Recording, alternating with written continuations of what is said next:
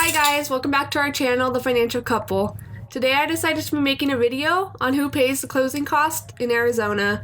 This could be a helpful video if you're buying or selling your home, or if you're just interested to know. Like and subscribe below. First, I'm going to start with what the seller will generally pay on closing costs. The seller will pay for the Realtor's Commission, 1/2 of the HOA transfer fee if there is an HOA associated. They will pay for the HOA disclosure fee. They will also pay any unpaid HOA dues that has to be paid for before the home can be sold. The seller will also pay the owner's title insurance premium. They will pay half of the recording charges. Each side, the buyer and the seller, will pay half of that. The seller will pay any loan fees required by the buyer's lender. The seller will also pay any property taxes. If there's delinquent taxes, those must be paid before. And of course, the seller must pay for any property repairs that were stated prior in the contract. One thing to note is a lot of these fees are what the government standards are, so they are non-negotiable. You can always ask your realtor which fees are supposed to be associated with the seller and the buyer.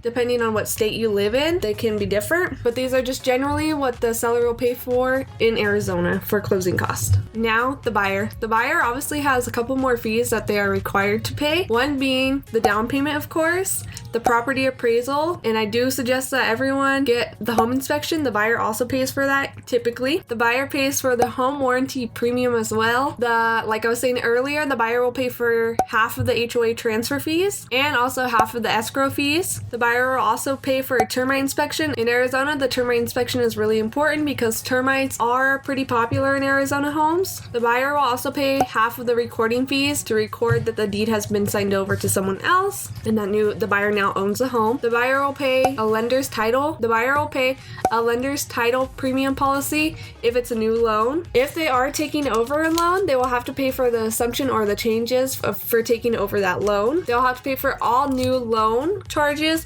except the ones that the lender requires the seller to pay for, and different lenders have different requirements, so just keep out for that. The buyer will also have to pay for a hazards insurance premium, and that's for the first year. Those are typically what the buyer will be paying at closing costs. I hope this was helpful for you guys. If you have any questions, put them in the comment section, and if you're from somewhere different where they do things different, I would like to find out and learn something new, so you can also leave that in the comments below, and follow us on Instagram at The Financial Couple. I'll see you guys in the next video. Bye!